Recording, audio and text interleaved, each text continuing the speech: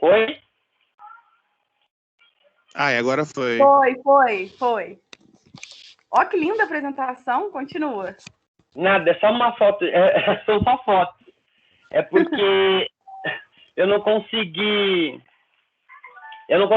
juntar muita foto com texto, porque estava me deixando muito confuso.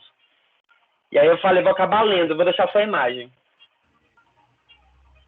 Então pode começar. Pode começar, né? Então tá. Então, a minha parte de entretenimento, eu tentei fazer mais ou menos uma linha do tempo e entender como isso surgiu. Só que tem muita informação que junta também com a questão do vírus. Então, eu ia acabar falando de coisa que não me pertence.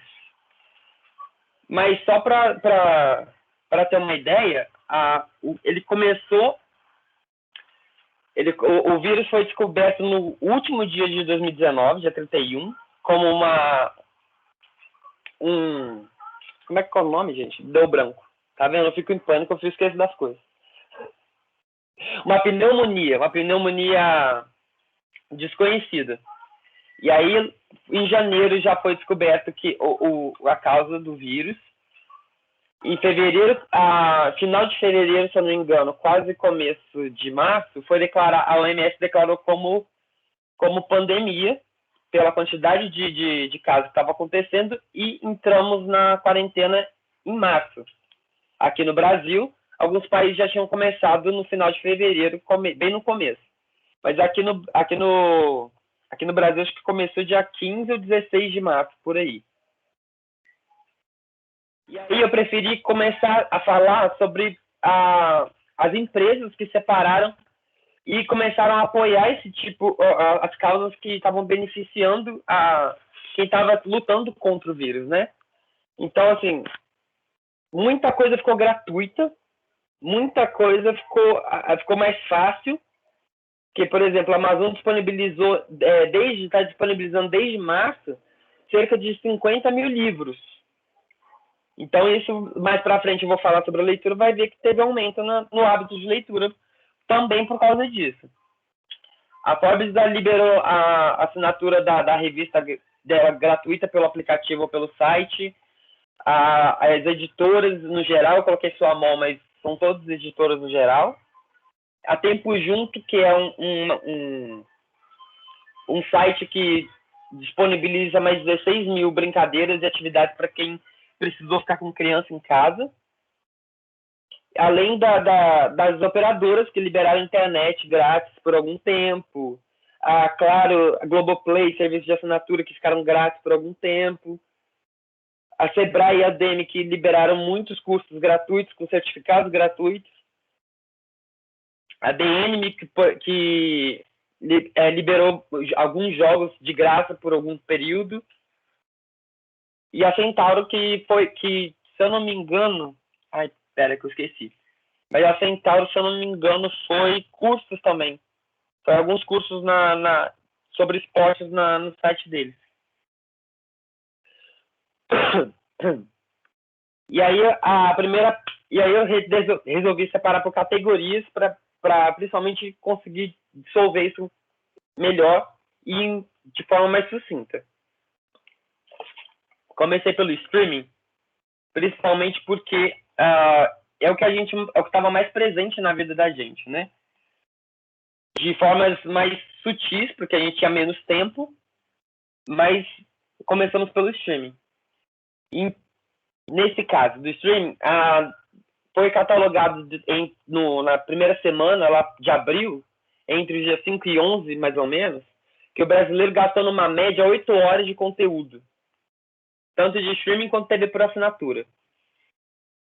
Isso foi um aumento de 1,20 em relação à primeira semana de março, que antes não tinha sido declarada quarentena ainda. As TVs por assinatura aumentaram um registro de 20% na audiência, também em comparação à primeira semana de março, mas principalmente em canais de filmes, canais infantis, documentários e lifestyle. Os menos significativos, porque o mais significativo que aumentou foi os canais jornalísticos, né? Foi um crescimento de 118%. Ou seja, esse número mostra muito também que as pessoas estão procurando por mais notícias, por mais fatos de fontes confiáveis. O WhatsApp não está mais, o WhatsApp, as redes sociais, né, não está suprindo mais a necessidade de notícia. E aí, para os streams, a gente tem que a Netflix finalmente chegou a 16 milhões de assinantes, finalmente, né? Mas, assim, chegou a 16 milhões de assinantes por causa da pandemia.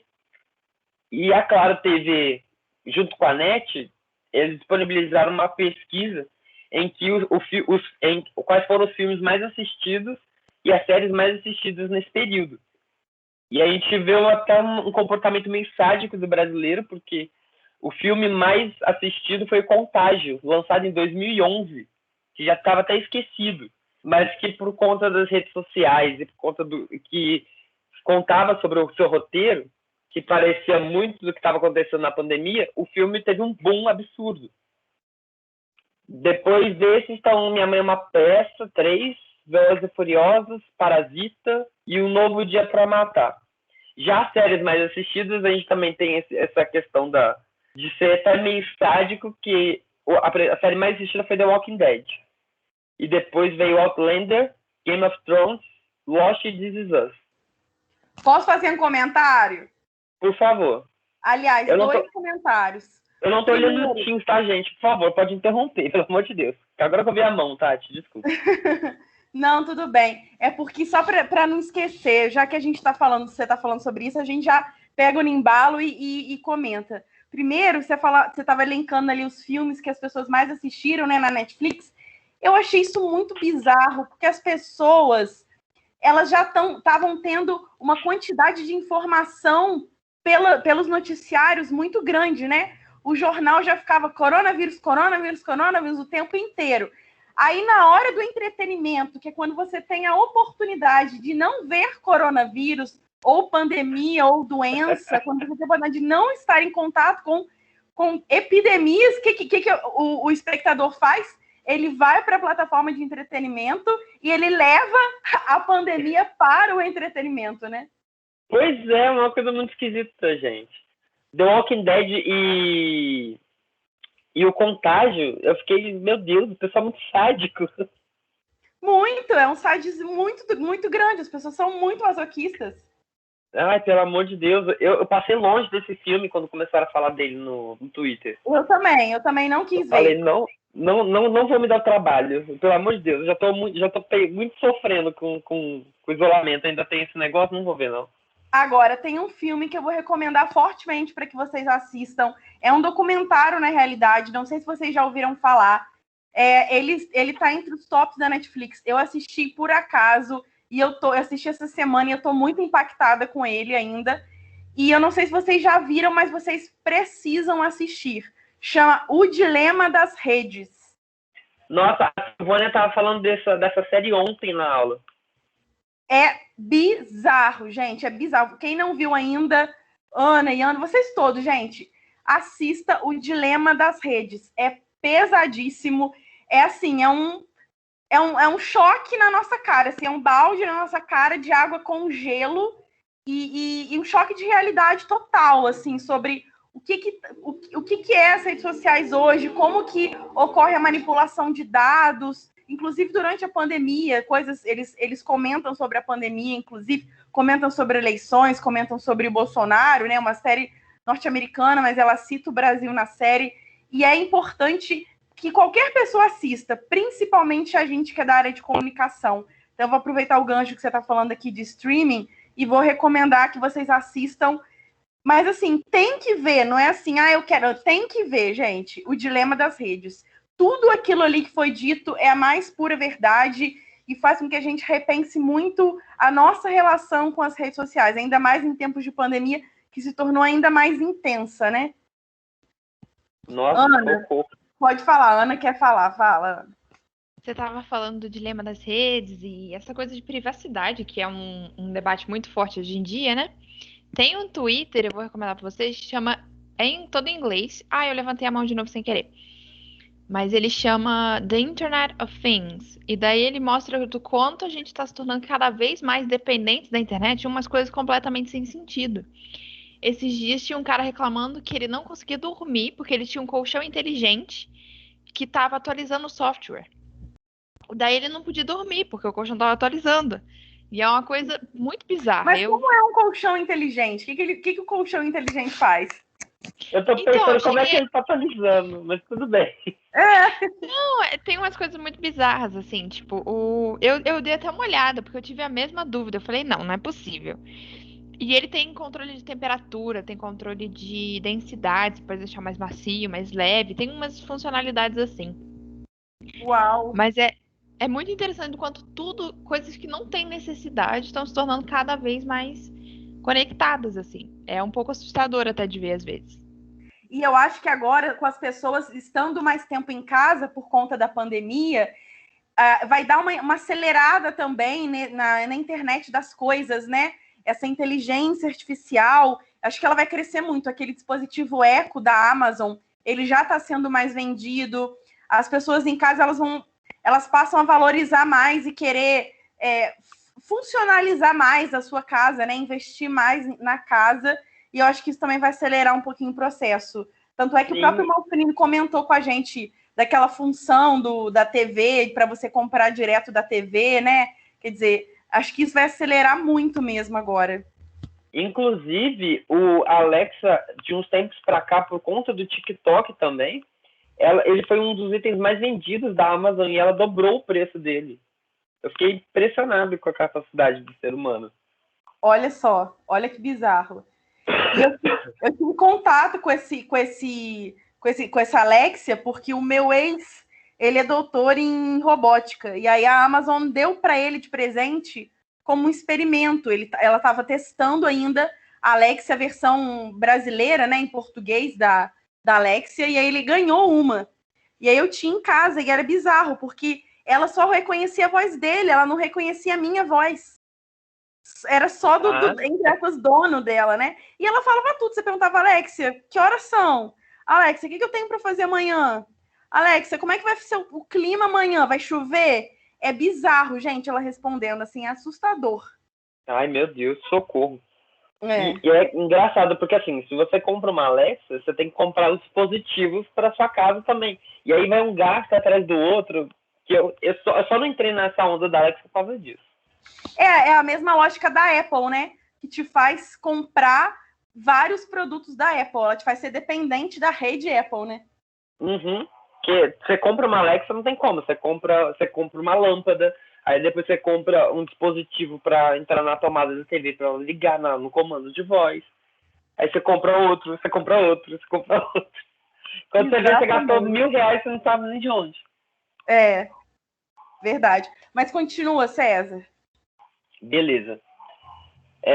Mas esse streaming eu achei muito pouco. Ó. Achei pouquíssima informação, porque eu acho que eles ainda estão catalogando esse tipo de dados para justamente poder falar ano que vem dessa mudança. Porque é muito recente ainda, né? Pois é. E a maioria que eu achei mesmo foi de TV por assinatura. Aí eu achei mais informações, mas streaming, eu sei, os dados que tinham de notícias eram que aumentou os usuários, mas assim, sem número, sem porcentagem, sem muita coisa. Quem não mandava mais informação é a TV por assinatura mesmo. E aí a gente parte para música. E falando em serviço de streaming, né, que a gente já estava. Opa, isso aqui é outra parte. O Brasil, é o país que mais passou a ouvir músicas tristes na quarentena. Isso foi uma matéria, se eu não me engano, do Estadão, mas que ele fala, na verdade, que foi uma análise feita por uma empresa de dados dos Estados Unidos e pelo próprio Spotify em 34 países, analisando o gosto musical durante o período de isolamento. E que, por conta da mudança de hábito, menos álbuns e playlists e músicas pop, principalmente músicas pop, diminuíram o consumo delas e aumentaram o acesso a podcasts, que chegou, inclusive, a 21% da base do Spotify. Quer dizer, se de 1 milhão de ouvintes, 210 mil estavam ouvindo o podcast. Isso é muita coisa. É muita coisa mesmo, porque o podcast, aqui no Brasil, ele engatinha muito, né? Ele custou engatar. Pois é, e sem contar que, assim, é um nicho muito específico, né? De pessoas que ouvem, tem serviço de streaming e ainda ouvem o podcast. Mas é engraçado que nesse período aumentou muito e tomou 20% da base do Spotify. Eu acho ótimo. Pois é, eu gosto também. Principalmente porque me distrai. Não, e é mais útil, se a gente parar para pensar, é muito mais útil você usar o seu tempo livre ouvindo um podcast do que ouvindo música. Claro que a música ela tem o seu lugar, e como tem, né? Mas, bem ou mal, a música você já ouviu uma vez, você já ouviu duas. O podcast, ele de alguma maneira, ele pode te agregar alguma coisa, né? De certa forma, sim. Mas não só os ouvintes de podcast aumentou, como a produção de podcast aumentou. O Spotify declarou que mais ou menos 40%, aumentou em 40% o envio de podcasts para a plataforma. E aí eu vejo também muitos amigos meus começando podcasts e mandando bastante, assim, de quantidade, sabe? Que já é muita coisa, né? Mas, voltando, no Brasil também a variação foi maior no início. Mas com exceções de músicas emplacadas pelo TikTok, como Salvar da Pablo Vittar, como Vai Luan e Na Rapa Toma Tapão. O restante do Top 200 do Brasil foi tudo hits antigos, de melodias lentas, como Shallow, da Gaga, que saiu do filme do ano passado, Nasce uma Estrela. Tempo Perdido, do Legião Urbana, que subiu assim do nada. A Boba Fui Eu, da Ludmilla, e Alone Again, do The Weeknd, que inclusive foi um dos artistas que mais recebeu streaming nesse período. E eu acho também que o fato da gente não poder festejar, né? Você não poder fazer festa, reunir pessoas, aglomerar, eu acho que pode ter um impacto direto com isso, César, sim, porque sim. Né, tem momentos que você ouve esse tipo de música, que é a música mais animada, que ela tem um contexto, né? A música animada, ela tem todo um contexto. Seja, muitas vezes, numa academia, que você vai ouvir fazendo um exercício, seja numa festa, e, né, no dia a dia ali, a gente não ouve muito música animada. Então, e a música acaba indo muito na nossa vibe. Então, as pessoas mais em casa, elas ficam mais paradas e, consequentemente, elas vão ouvir menos músicas agitadas, acredito, né? Que isso possa ter alguma relação. Sim, tá tudo correlacionado. Na reportagem que fala sobre isso, ela fala que a música pop e o funk, eles são muito impulsionados por festas e baladas. E isso, como eles têm um termo, eles falaram, como se fosse ouvir em bando, assim, sabe? Um conhece a música, transmite para 300, os 300 vão ouvir a música depois. Inclusive, tem o do Dennis DJ, que agora ele tá mais em baixa por conta, né, dele não poder trabalhar, já que ele é um cara que tá ligado totalmente à festa, aglomeração. Ele gravou um projeto no YouTube, não sei se vocês viram, chamado Poesia para Maiores. É um projeto com o Cantini, que é um cantor, e é um acústico que o Dennis DJ fez, quer dizer, um outro estilo de música, né? Um acústico, Dennis DJ fazendo acústico, né? E é um estilo musical que é uma música pornográfica, assim, para maiores, digamos assim, né? A letra dela é pesada, só que ela é cantada como se fosse um MPB e uma bossa nova. É bem interessante. Depois procurem Poesia para Maiores no YouTube do Dennis DJ. E você vê que ele lançou agora na pandemia, se eu não me engano, foi em julho que ele lançou esse projeto com o Cantini. E é um estilo totalmente diferente, aquele estilo para você ouvir a música dele, para você consumir a música dele em casa.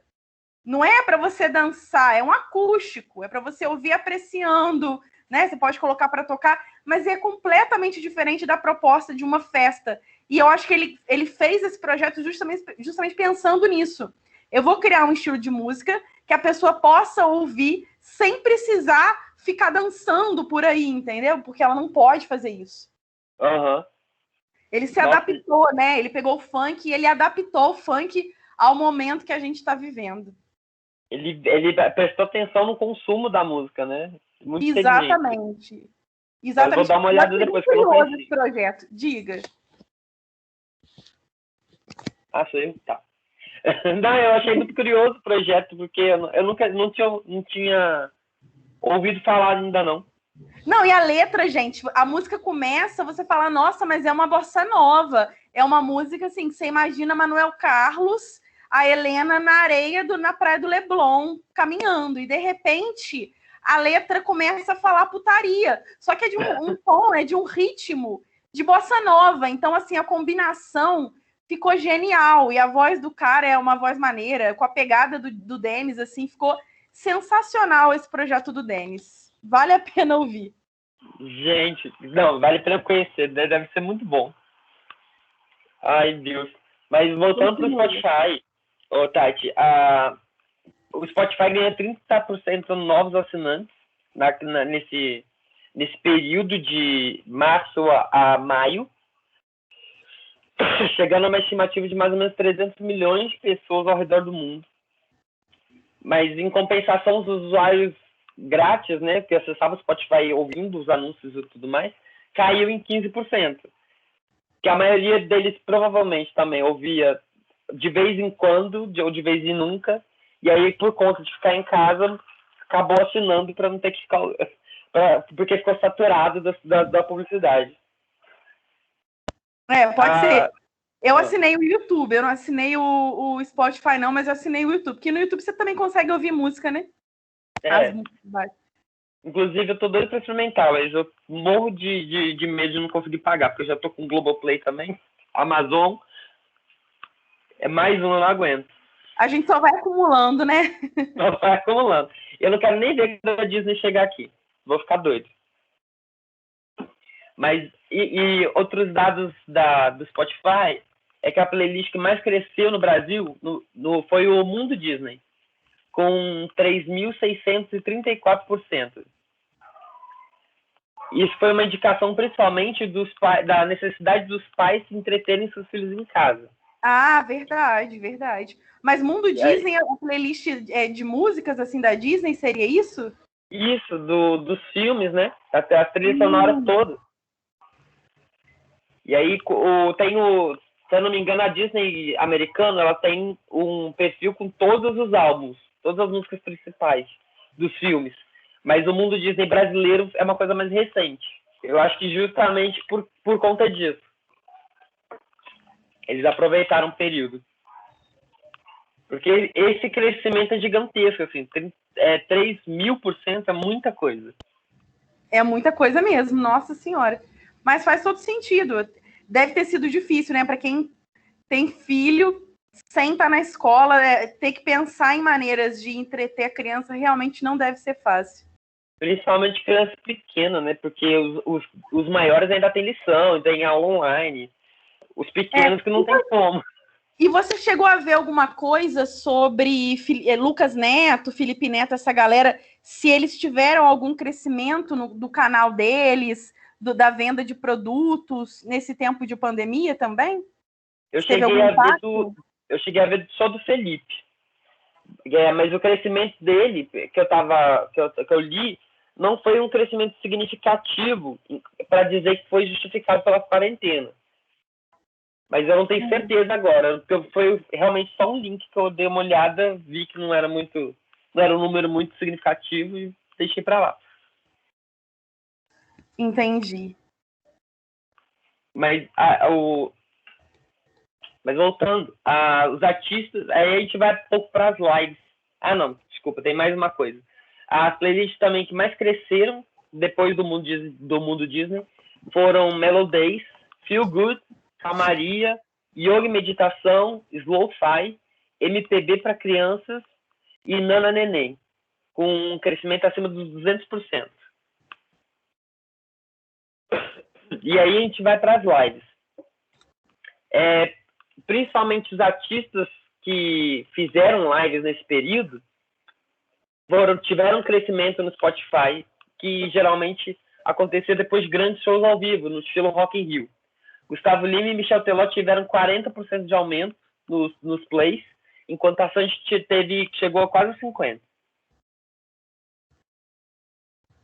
Bastante curiosas essas informações, né? Assim, a live ela apareceu, né, com o Chris Martin lá no começo de março, num festival chamado Together at Home, e aí veio com John Legend e mais outros artistas. Só que aí ele veio com uma pegada mais simplista, né, com a câmera do lado, lendo comentário, tocando piano ou violão. Enquanto isso, no Brasil, o primeiro live que assim, foi noticiada foi do Gustavo Lima, que teve 5 horas de duração, com superprodução, luzes, equipe, publicidade e tudo mais, né? A partir da live do Chris Martin foi quando estourou, assim, que todo mundo resolveu abraçar a ideia. E aí veio o Roberto Carlos em abril, veio Marília Mendonça. Mas veio o festival que a Lady Gaga produziu, que foi o One World, se eu não me engano, que contou com, assim, uma média de 750 mil acessos no geral. Mas as lives do Brasil são as que mais duram. Que enquanto as do exterior elas duram uma média de meia hora, no máximo 45 minutos, as do Brasil duram horas e horas e horas. Inclusive, o Wesley Safadão bateu o recorde de 16 horas de live. Olha só que bizarro. Eu tenho outro dado aqui também, César, que eu estava vendo um artigo aqui, que foi lançado esses dias, um artigo científico chamado Fique em Casa e Cante Comigo. Estratégia de entretenimento musical durante a pandemia de Covid-19 do Brasil. É um artigo publicado na revista Boca, Boletim de Conjuntura. E aí eles trazem dados mostrando que das lives do YouTube, as do Brasil são as de números mais expressivos. Aí cita aqui a Marília Mendonça, né? Que do dia 8 de abril até o dia 13 de abril, quer dizer, menos de uma semana, já tinha 52.534.000 acessos no YouTube. Tipo, em menos de uma semana, você ter mais de 52 milhões de acessos, né? É uma loucura, realmente. E Marília Mendonça, que é uma cantora de músicas melancólicas, né? Sim, que inclusive volta para a reportagem do Estadão sobre o crescimento de músicas tristes no Brasil. Aliás, essa reportagem, inclusive, fala muito sobre como o Brasil é um dos únicos países que teve esse aumento de música triste, assim. Que a maioria manteve uma estabilidade até ok sobre músicas mais melancólicas e mais felizes. Mas não será porque o Brasil é um país que está acostumado a ouvir música alegre? Porque é uma característica, acho que, cultural brasileira, a música alegre. O Brasil ele é conhecido por ter essa cultura, né, de ouvir música animada e tudo mais. Talvez isso seja uma questão. Porque os outros países, principalmente do hemisfério, a não ser a África, que eles são animados também, né? Enfim, tem as suas exceções. Mas alguns países, principalmente na Europa, países mais frios, eles têm culturalmente o hábito de ouvir músicas menos animadas. Então, talvez por isso que o índice não tenha sido tão discrepante. Acho que no caso do Brasil aconteceu porque o Brasil tem ritmos muito animados, né? Funk, samba. Axé, acho que né? Mais. Axé. E aí, por exemplo, axé. Pô, se você não pode ter micareta, ter festa com axé, com funk, né? Como é que as pessoas vão ouvir, vão querer ouvir essa música? Então, acho que tem muito isso também. O estilo do povo brasileiro, né? Contrasta muito com esse povo. Pois é, não, e é uma coisa muito doida, assim, porque chega num ponto que, assim, a cultura da música animada estava tão implantada que no momento que você precisou tirar todo mundo da rua, isso deu uma quebra gigantesca na cabeça do pessoal e eles começaram a procurar outros estilos. Talvez seja esse um aumento também. Mas foi assustador, assim. E aí a live ela tá chegando num ponto de saturação, mas ela não para de acontecer, né? Os artistas continuam fazendo, agora com menos frequência do que antes. sites, inclusive, gigantescos foram criados para noticiar as lives que iam acontecer na semana ou no mês. Agora também tá vindo uma ideia de live beneficente em que você compra o ingresso em vez de esperar doação. Aliás, não só no Brasil, no mundo todo. Ana, foi esse que você comentou da Ana Vitória? Foi nesse esquema do ingresso? A da Ana Vitória, live beneficente? Não sei se a Ana tá ouvindo a gente. Que a Ana comentou... Ai, gente, eu tive que dar uma saída rapidinho, mas foi sim, Tati. Teve uma história dessa. Eu não sei direito o que deu disso, mas teve uma história que você pagava R$50 por um ingresso da live da Ana Vitória. Não, eu acho que era mais, acho que era R$95. Era mais caro. Ah, não lembro agora, mas eu lembro que teve esse negócio sim de ter que pagar um ingresso para poder assistir uma live, né? Quase como se fosse um show. É. Mas tem alguns artistas, inclusive, que já começaram a divulgar, que foi Avril Lavigne, por exemplo, vai fazer um show via live com pagamento de ingresso. A Ana Vitória eu cheguei a ver também.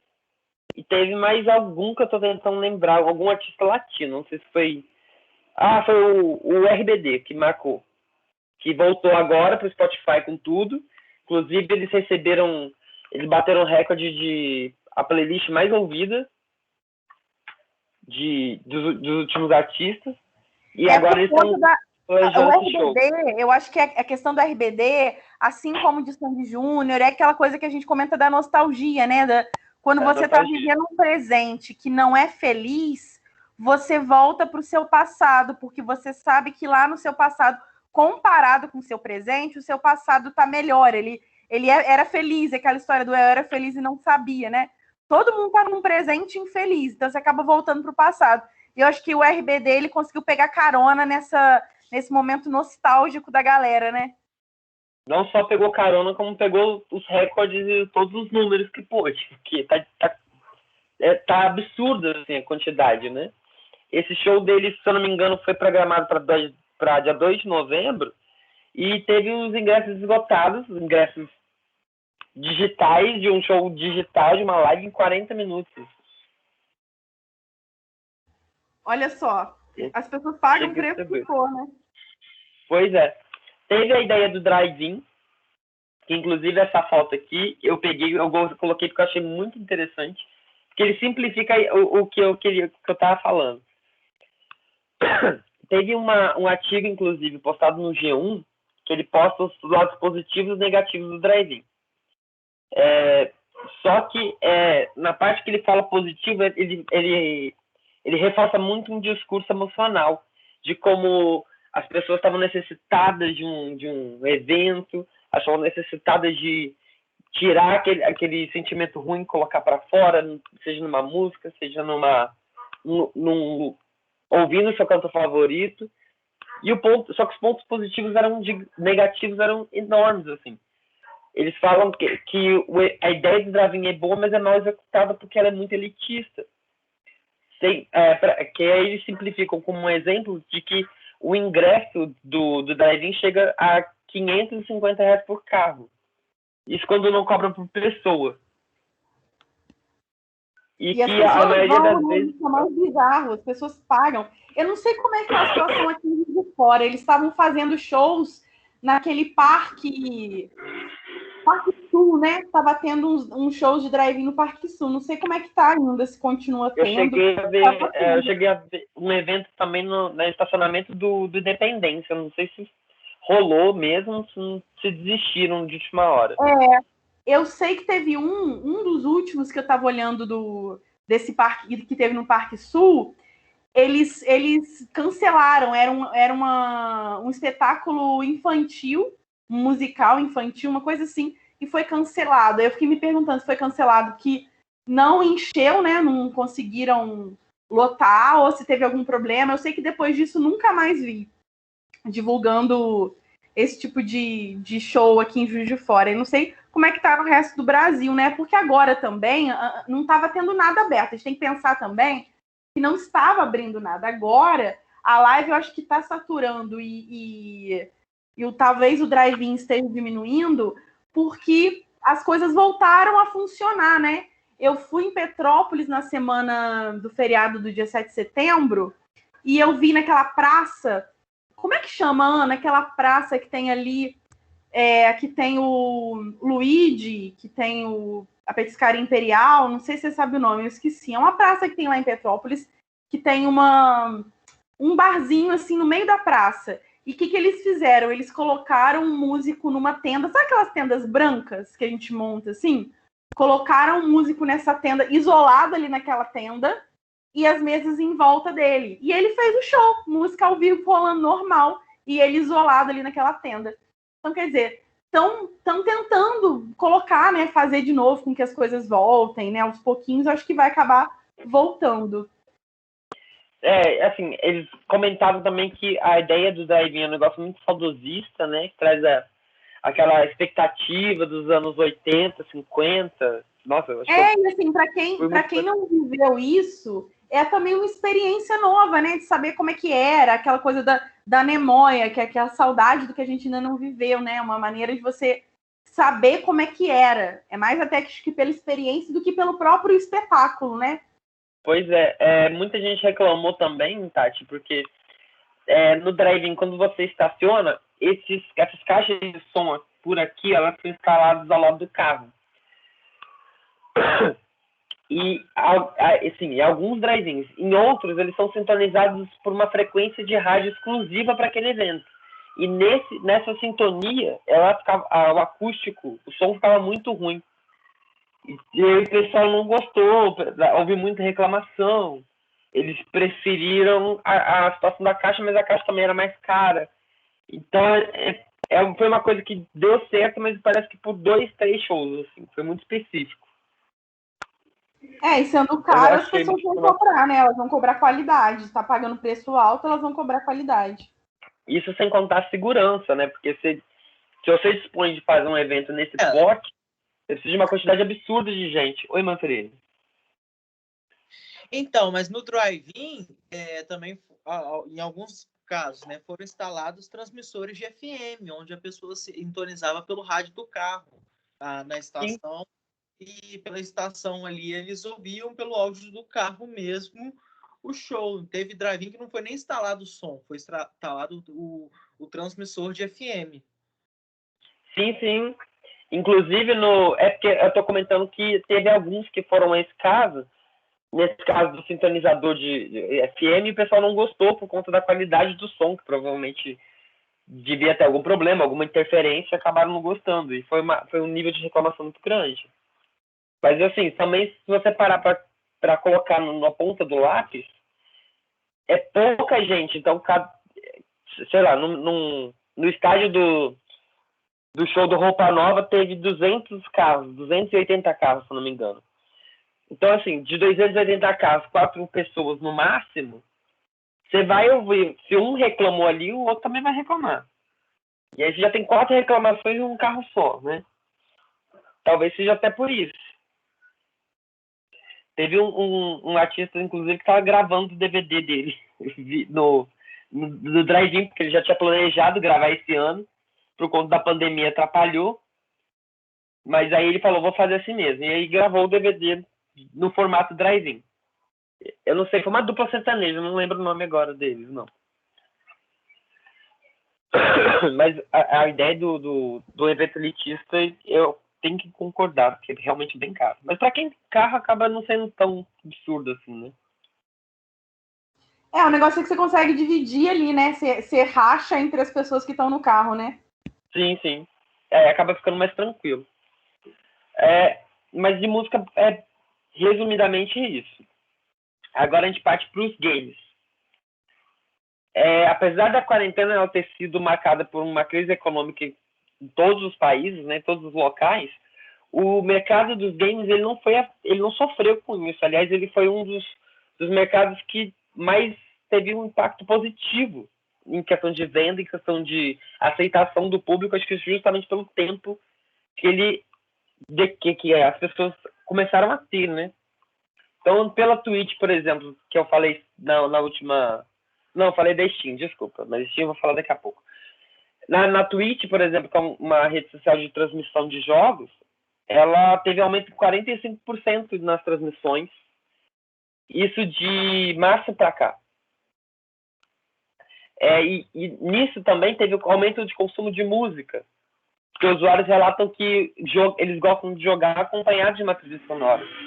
E aí, geralmente, um que acaba jogando com a trilha sonora acaba transmitindo para mais 200 pessoas que acabam ouvindo e ampliando também. Isso talvez esteja ligado ao aumento de usuários pagos do Spotify e das playlists que eles estão ouvindo, né? Na Steam, que eu falei na última reunião, ela bateu recorde de jogadores logados num dia só. O máximo era de 6,4 milhões e eles chegaram a 20 milhões de pessoas logadas ao mesmo tempo. Os usuários de PC, eles têm que, pelo menos no Steam, eles têm que estar logados no aplicativo para poder jogar. Então, Olha acho que... só. O Ian, não sei se é o Yander e o Ed que gostam dessa parte de games, né? Vocês que gostam, não gostam disso? Não sei se vocês gostam disso ou só de anime. Sei que você curte, não curte, Yander? Sim. E você tem acompanhado esses avanços pandêmicos dos games? Tem, eu tô ansioso para Cyberpunk. Acompanhando todo dia. Ed? Não, o Yander tá falando. Eu te interrompi, Yander. Não, tranquilo, Ed. Então, eu tô ansioso para Cyberpunk. Muito. Essa franquia, tipo assim, me surpreendeu, entendeu? Apesar dela estar sendo adiada, mas mês que vem ela vai sair. Eu tô esperando. Tem até um negócio aqui, que tá aqui escrito aqui. Então, eu tô acompanhando. Eu vou ver se mês que vem... mês que vem, sim. Eu sair, eu compro, entendeu? Porque como vai ser lançado, então o preço deve estar muito alto, né? A não ser se a pré-venda estiver barata. Mas aí essa questão toda, né? Mas assim, eu tô muito animado. A questão de jogos, igual você está falando, aumentou bastante, entendeu? Tá saindo muitos jogos, assim, sabe? Eles estão lançando, enfim, eu achei bastante. Até que, tipo assim, reconhece digamos assim, essa bolha, digamos assim, dos games. Qual é o jogo que você quer, Ian? Cyberpunk 2077. Entendeu? É a franquia que eu mais gosto. Tipo assim, A vantagem dos né? games é que é uma coisa que o game ele é produzido de uma maneira digital, ele é jogado de uma maneira... O processo ocorre todo no digital, então a indústria dos games não foi muito afetada, né? Nem em matéria de distribuição, nada, né? Deu para trabalhar tranquilamente, crescer bem, né? E foi uma... Não, assim, no começo ela foi falar. um pouco, mas depois eles voltaram. Porque no começo da pandemia, muitos estúdios tiveram que mandar as pessoas trabalharem em casa, né? Como a produção ela é feita em massa, porque eu sempre gostei muito de acompanhar essa sessão de games, né? Muitos desenvolvedores acabaram tendo que adiar. Aí alguns games vinham com alguns problemas, algumas coisas. Mas aí, assim, só uma coisa inicial mesmo. E a questão também geral de preços, né? Porque ficou mais difícil produzir. Aí os preços, como o dólar aumentou, né? Agora tá 5 e alguma coisa. Os preços também aumentaram. Não na Steam, porque a Steam, ela tem várias parcerias, né? E os games de lá raramente aumentam o preço. Essa é a vantagem dessa plataforma. Isso sem contar que os jogos de PC são extremamente mais baratos. A Steam lança promoções direto, então deve ter grudado o pessoal em casa com força. Você ia falar alguma coisa, Tati? Eu conheço pouco o mercado dos games, por isso que eu pedi para o Yander e para o Ed se pronunciar, porque eu sabia que eles iam saber mais que eu. Sobre esse mercado, eu não sei muito o que dizer, porque eu não sou consumidora dos games. Mas eu tenho uma noção, assim, né, do quanto eles estão crescendo bem nesse período. Ai, eu amo, gente, eu amo. Eu tô junto com o Ed e o Ander, eu amo os jogos. Inclusive, Bom eu tô gastando saber. todo o meu salário em jogos, eu tô tristíssimo. César, Olha qual que é a só. sua reação Trabalha para para comprar Niantic? games e não tem tempo para jogar. Isso. Exatamente, eu tô nesse nível. Não, é tipo, César. César. Oi? Aqui, questão do, tipo assim, igual você tá falando. Qual que, tipo assim, entrando em questão de jogos, eu acho que a Niantic, eu acho que ela vai se dar bem. Tipo assim, em vista que você sabe que é aquela polêmica toda dela, enfim. Mas eu achei uma questão muito também, tipo assim, negativa a Sony sair do Brasil. Essa questão dela. Eu vou chegar aí. Ah, tá. Não, pode falar. Acabou. Aproveita que eu engancho. Não, porque, tipo assim, a gente sabe que a questão da Niantic, que no Brasil, os brasileiros consomem tantos jogos dela, só que a questão dela no valor, vou tentar lembrar, o valor dela é um pouco mais caro, e a gente compra a versão, digamos assim, exterior, né? Sim. Já que, em vista da Sony, ela tem a própria indústria dela aqui no Brasil, e sendo que recentemente ela vai sair do Brasil. Então o preço deve inverter, não é isso?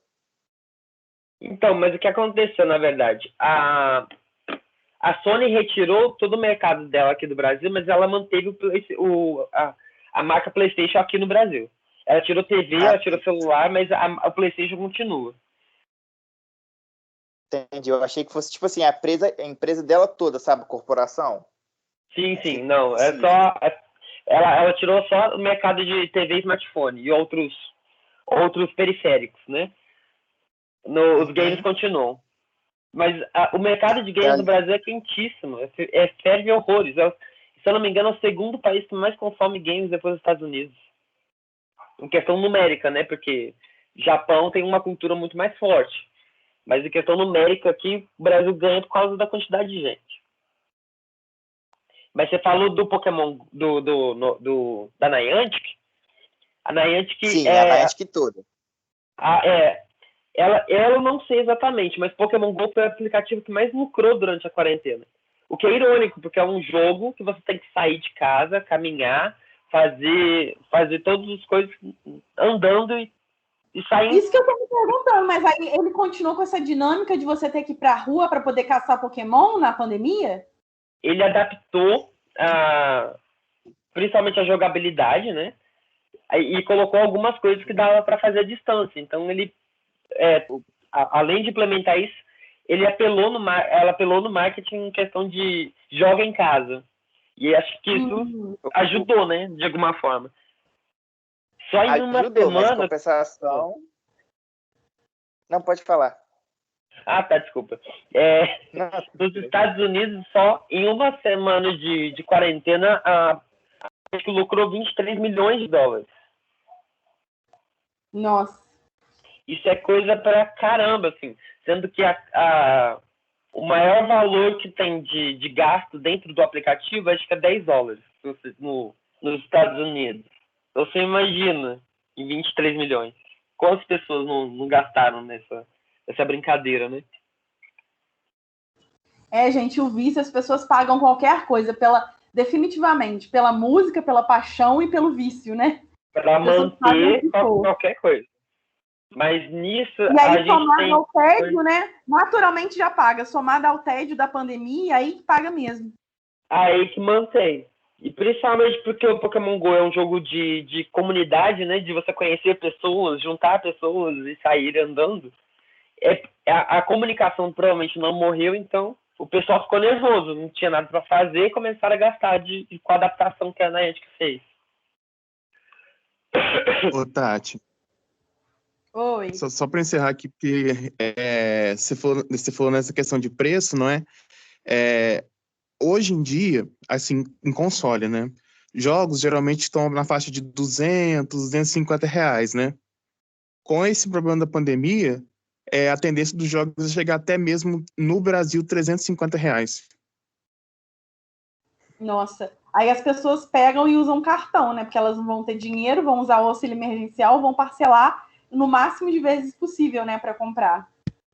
Nossa, com certeza. Inclusive, a Nintendo voltou para o Brasil nesse período de pandemia, o que ninguém entendeu, mas provavelmente já era um plano antigo, e teve muita reclamação do valor do Switch, do console, né? Que chegou a 3 mil reais. E aí o pessoal reclamando, mas, gente, o dólar tá alto, as condições não tão fáceis. É uma empresa que busca lucro, então vai vir alto de qualquer jeito. E uma semana depois veio o anúncio do PS5 e do Xbox Series S, que veio no preço mais alto ainda. 5 mil reais. 5 mil E reais. tem um que tem ouro, não tem um negócio assim que tem ouro, sei lá. Tem Vai vir uma edição com ouro, Sim, banhado é em uma ouro 24 placa. quilates. Que loucura. Mas nessa parte do doar gol... meu- Oi, desculpa. Tá. Não, é impressionante, igual se a gente tá conversando. Uma questão, tipo assim, exorbitante do preço, mas assim, tem que consumir, a gente gosta, paga caro, né? Mas assim, eu acho que o preço deveria ser acessível para todos. Mas é uma triste realidade. Mas, gente, Vai demorar ainda, viu? tem o porquê Mas da Sony ter que- enquanto tiverem pessoas dispostas a pagar um valor alto, eles não têm motivo para poder fazer com que o valor caia. Infelizmente. Sim. Oi. Então, o valor é alto? Mas é alto no Brasil. Entendeu? Porque lá fora as pessoas compram quando lançam, porque para eles lá vai ser em torno de, no máximo, $300. Só que quando vem para o Brasil, aí o governo vira e fala, beleza, vai vir. A gente vai cobrar mais 60% do valor e vai para cada estado tem o seu ICMS e você também vai ter que pagar outras taxas, como a taxa para a ANAC e para a Anatel, porque é um equipamento que emite radiofrequência, porque o PlayStation 5 ele é todo no Wi-Fi, inclusive as manex. Então, é caro? Mas é caro no Brasil. Muita gente também sai do Brasil para importar, para comprar no Paraguai, que é o nosso vizinho, que é a maior zona franca do mundo, ou vai para os Estados Unidos, ou vai para a Inglaterra. E tem gente que tenta aí um correio, compra internacional e tenta correr o risco no correio aí, podendo ser ou não taxado. Então, esses equipamentos são caros? São, mas são caros no Brasil, pra gente. Isso é. Para fora do mundo, eles não são caros, entendeu? E... Para quem vive nos Estados Unidos, ele não é caro. Para quem vive na Europa, eles não são caros. Até para quem vive no Paraguai, não é caro. É caro para a gente aqui. Porque quando chega no Brasil, o governo come mais 60% do valor total, mais as taxas da ANAC por emitir radiofrequência, da Anatel, e mais os estados, cada um com seu ICMS. Então, é caro esses equipamentos que a gente está falando? Mas é caro para a gente aqui no Brasil. E complementando o Manfrini, tem a questão do salário por hora, né?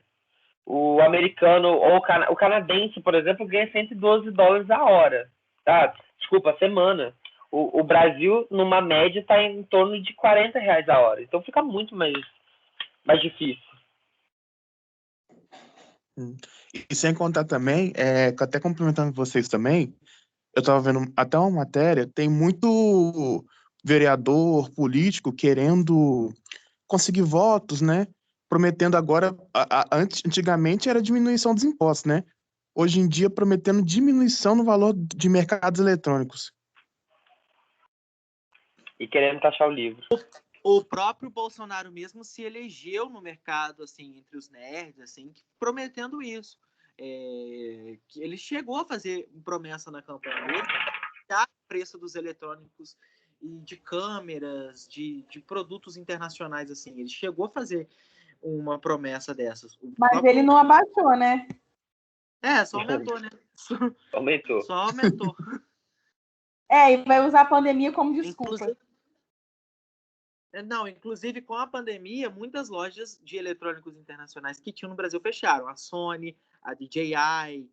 Então, ou seja, as que ainda tinham, assim, estão começando a fechar as portas.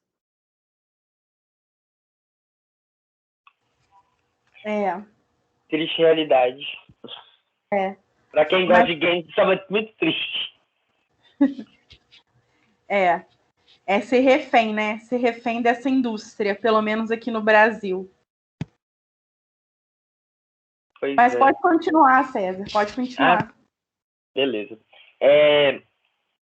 Um dado legal é que a Verizon, que é uma empresa norte-americana de internet, ela fala que teve um crescimento de 75% no uso da internet para streaming de jogos. Streaming de jogos e jogos. Acho que faltou esse D aí. E o pessoal tá explorando muito essa parte. E aí a gente vai para a parte de jogos digitais. As vendas de jogos digitais ultrapassaram a marca de 10 bilhões de dólares só em março, quando as medidas de isolamento foram colocadas em prática. As vendas de console tiveram um crescimento de 137%, enquanto jogos e periféricos, mouse, fone de ouvido, acessórios e por aí vai, tiveram um aumento de 103%. As empresas dos jogos que mais lucraram foram a Nintendo e a Microsoft, lucraram uma cerca de 18% por conta das vendas de serviço online de jogos digitais. Deixa eu ver aqui. Otávio, eu queria dar um destaque, principalmente para o Switch e para um jogo específico. Por conta da quarentena, ele teve uma febre muito grande nos Estados Unidos. E aí, qual que é o papo? O Switch é o último console da Nintendo, que é esse aí que está atrás. E esses foram os 3 jogos mais vendidos desse console. Que é principalmente depois da quarentena, que é o Mario Kart, que é um jogo de corrida super simples. O Ring Fit Adventure, que é esse da caixa grande aqui do canto. Você usa um círculo de borracha para se exercitar dentro de casa usando os controles do Switch. Inclusive, tem uma declaração do presidente da Nintendo falando que subestimou as vendas do Ring Fit e que eles ficaram quase 2 semanas sem estoque, porque a procura era gigantesca, principalmente depois que foi declarado o isolamento social. Ele foi lançado que dia, que mês? O Ring Fit, esse daqui do canto, ele foi lançado no ano passado, em novembro. E as vendas estavam tranquilas, assim, estavam dentro do esperado. Mas começou a quarentena, o boom foi gigante, assim. Porque as então pessoas foi só para sair ele para se exercitar. Pois é, mas eles subestimaram e ficou sem estoque por 2 semanas, as pessoas reclamaram horrores. Mas é basicamente um jogo que o cara seria um jogo de aventura, que você controla esse personagem da frente, e os movimentos dele são feitos por esse cilindro de borracha que está na frente, com o controle aplicado. Então o pessoal fica doido, querendo, principalmente por conta de não poder sair para se exercitar, acabou comprando esse jogo para suprir essa necessidade. Mas o jogo em destaque que eu queria era o Animal Crossing. Esse fofinho aí, ó, que tá aparecendo. Depois, ele foi lançado em dia 20 de março desse ano, justamente quando o boom do isolamento estava em alta. E aí ele entrou em febre nos Estados Unidos, porque todo mundo queria esse jogo. Ele é o jogo mais vendido da Amazon desde março. Ele tá no top 5 desde março. E qual é o público desses jogos? É adolescente, adulto, é mais jovem adulto? Tem algum perfil assim definido? 70% do público da Nintendo são adolescentes de 14 a 18 anos e os adultos de 18 a 35. É bastante curioso isso, né? Esse perfil de adulto. Só 30% do público da Nintendo tem menos de 14 anos. Olha só. E aí, qual que é o esquema desse jogo? Você controla um personagem que se muda para uma ilha cheia de animais falantes e de personalidades diferentes. O jogo segue o calendário em tempo real. Então, algumas atividades, como mandar presente, construir móveis, crescer árvores, demandam um certo tempo.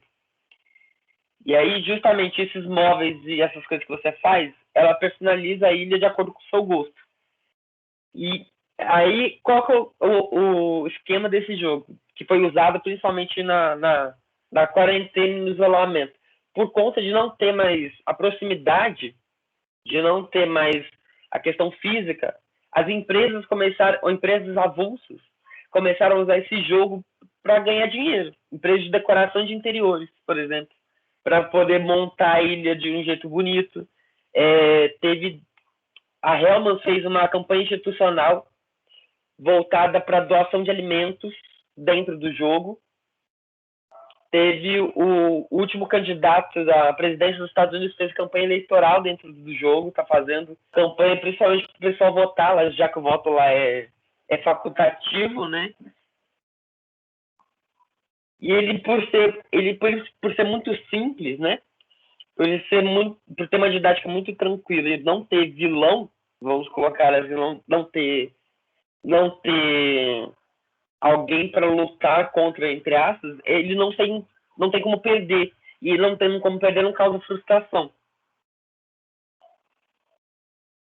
Eu sei que o jogo já vendeu mais de 22 milhões de cópias até agora. E foi banido na China por causa desse segundo GIF aqui de baixo. E o pessoal estava usando o jogo para fazer protesto. Que loucura. Eu sei que ele é muito fofo, eu adoro jogar esse. Eu jogo todo dia. O pessoal tem mais de 1000 horas desse jogo. Eu tenho 350, 380 horas desse jogo. Aí, ó. Um dos mais vendidos jogos, no geral, assim, de todos os jogos, ele é um dos mais vendidos até agora. É de uma temática simples que não causa frustração e te distrai.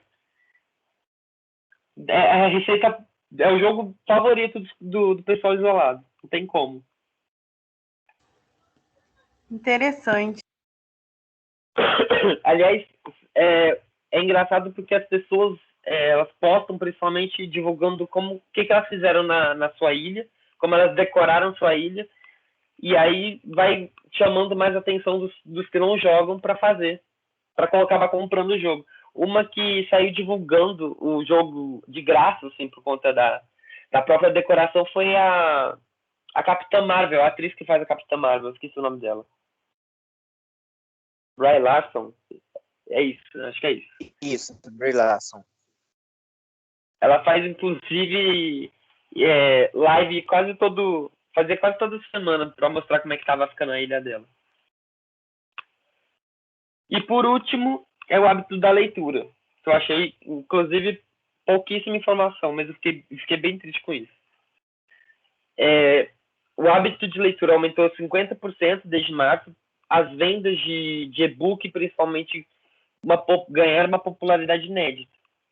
Entre meados de março e abril, a Bookwire, que é uma empresa responsável pela distribuição desses e-books, para mais ou menos umas 500 editoras no Brasil, ela deu um dado que distribuiu mais de quase 10 milhões de exemplares digitais entre pagos e gratuitos. Esse número correspondeu a 80% do volume comercializado durante o ano de 2019. Inteiro. Só em março. De março a abril, ela vendeu ou distribuiu a quantidade toda que ela distribuiu em 2019. Infelizmente, esse é o único dado que eu ajudei a aumentar esse número. Eu também ajudei um pouquinho, não vou mentir, não. Aumentou muito também o volume dos clubes de assinatura de livros, né? A Tag, aqueles clubes de assinatura que você assina e recebe um livro a cada mês. Isso também cresceu bastante na pandemia. Eu já pensei em assinar, mas eu não cheguei a cometer essa loucura. A Tag eu também não assinei, não. Mas tem um do Kindle, da Amazon, que é o Kindle Unlimited, que é tipo uma biblioteca, você tem acesso a vários títulos por mês.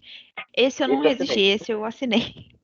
Você também assinou, Valeu a pena, César? Ana? Você tá usando bastante?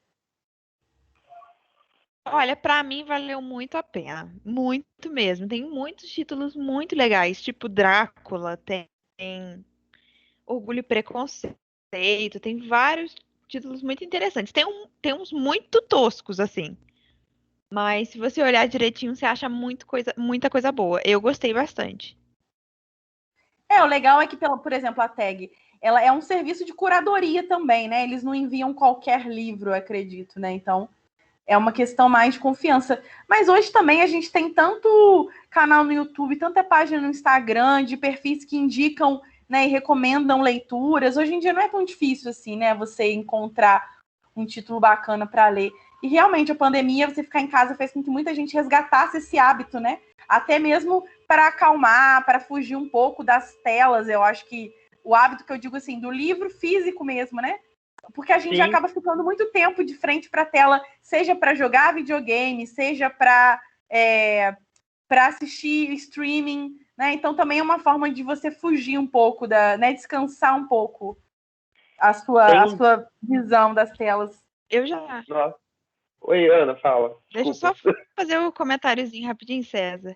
Eu já falei isso aqui, acho que não sei se foi aqui ou se foi no nosso outro projeto de pesquisa. Eu sempre gostei muito de ler, mas de um tempo para cá, por causa da correria e tal, eu dei uma parada. E nessa pandemia, nossa, eu acho que eu li mais livros esse ano do que os outros 2 anos combinados, assim. Eu posso confirmar que eu fiz a mesma coisa. É ótimo, eu acho que isso é maravilhoso. Nossa, eu li uns 10 livros pra cá, de março pra cá. Livros que eu achei que eu não ia ler. Mas a maioria foi de romance, porque eu precisava de coisa levinha pra cabeça. A pandemia foi aquele momento que eu peguei os livros César, que estavam você é o meu gêmeo. Só pode. Ai, que bom que eu não tô sozinho. Mas que foi, Tati? Eu não ouvi, desculpa. A pandemia foi aquele momento que eu peguei aqueles livros que estavam na estante. Sabe quando você sai comprando na Saraiva ou em alguma outra livraria, tá na promoção, você vê um livro bom, vou comprar. Aí você compra, leva para casa, você não lê, ele tá ali, mas você não lê. Aí foi o momento de tirar esses livros da estante e ler. Teve 3 anos na minha vida que eu trabalhei na Saraiva, eu fazia isso direto. Comprava livro, falava, eu vou ler, e acabava esquecendo. Você trabalhou na Saraiva? Trabalhei, 2013 a 2016. Olha só, gente, que informação é essa? Se bobear, nós já nos cruzamos lá e eu não sabia. Olha só que curioso. É bem capaz. Mas é bem tentador, né? Trabalhar numa livraria deve ser bem tentador, né, César? Nossa, é uma luxúria, é um absurdo. Principalmente porque eu, por exemplo, passei por todos os setores, todos. E cada um, tirando religião, que eu ainda não sou muito fã, todos os setores me dá vontade de ler alguma coisa. Todos, sem exceção. Porque vocês ficavam divididos por setores? Sim. Olha, não sabia. Eu comecei com religião, saí para administração, passei pelo Infanto Juvenil, que foi o que eu mais gostei. Nossa, eu li muito Infanto Juvenil nessa época. Inclusive, Diário de Banana é um livro maravilhoso. Inclusive, dei a chance.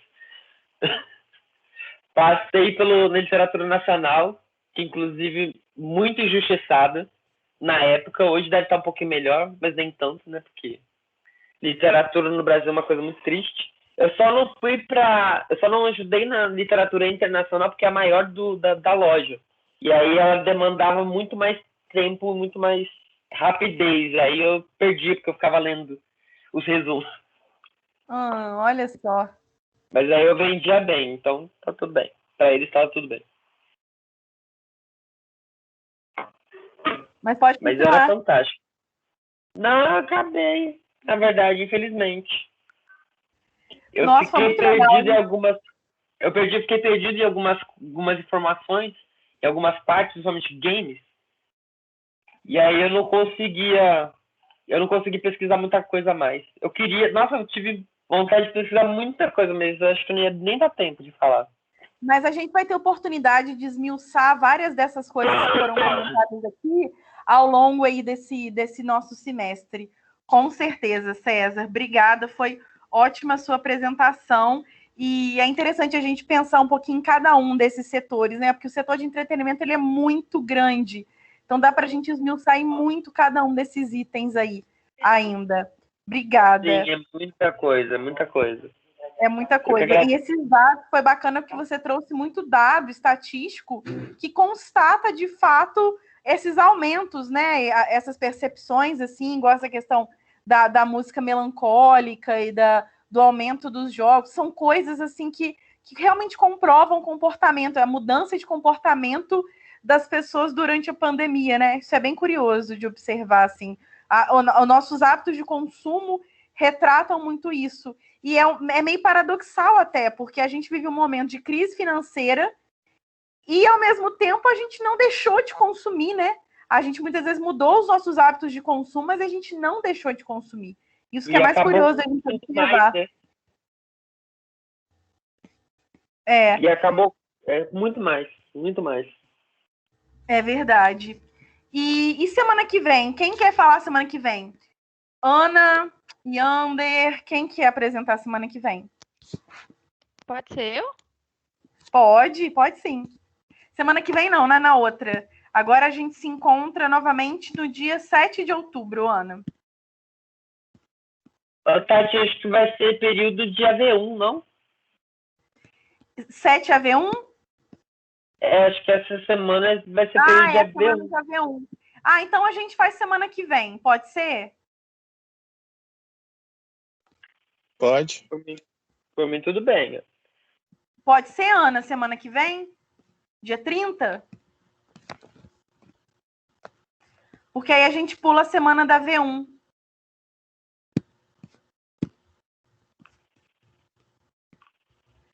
Qual que era o tema da Ana mesmo, Tati? Eu tenho que olhar aquele que eu anotei em um outro lugar. Eu estou em outro computador. Eu uso outro computador para dar aula no Teams. Do meu outro computador que eu uso. Eu tenho 2 aqui em casa. Para o Teams eu só consigo usar outro. Diga, Ed. É só um comentário em relação até mesmo o trabalho do César, na última parte de leitura, porque tem um pouquinho a ver com o meu TCC, porque o meu TCC é sobre, em relação à mídia de entretenimento, como é que ela cresceu nos tempos atuais, né? E eu estava vendo muito sobre livros, né?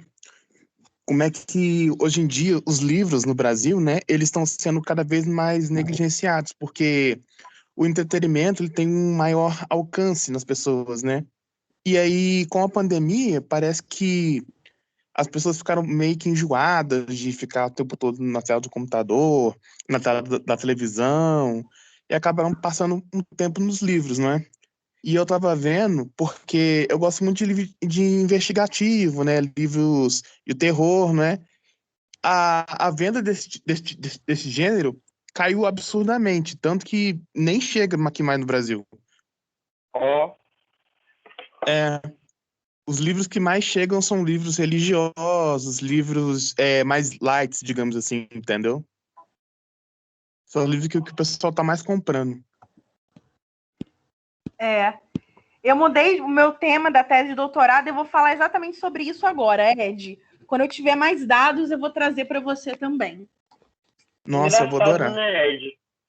Na TV e na música o pessoal é sádico. Na literatura o pessoal quer fugir. Não entendi. Porque eu acho que o perfil do consumidor é diferente, né? O público ouvinte é diferente do público. Não sei, eu acho que pode ter alguma relação. Não sei. Com relação aos Vocês estão me ouvindo agora? Sim. Tô ouvindo, Ana. Última observação. A internet caiu, gente. O seu tema, a gente vai fazer semana que vem. Você pode falar, Tati. Isso eu ouvi. O que eu queria falar, eu queria pedir se tem agora na minha frente, porque semana que vem eu vou estar um pouquinho enrolada para fazer. E daí eu fico para a próxima, pode ser? Pode ser. Alguém gostaria de falar na semana que vem sobre o seu tema de interesse? Eu posso falar, Tati? Pode sim, Ander. Você vai falar sobre... Educação, né? Isso, educação. Cultura e educação. Tá joia. Então a gente fica em Ander semana que vem e aí a gente pula a semana do dia 7, que é a V1. E aí volta depois do dia 14. Isso. Beleza. Beleza, então. Gente, se deixar eu me estendo aqui, fico a vida toda conversando com vocês. Mas agora também já tá na hora da gente finalizar. Um grande beijo, a gente continua semana que vem, então. Beijo, gente. Obrigado. Beijo, tchau, gente. Obrigada. Tchau. Até Até semana que vem. Tchau. Tchau.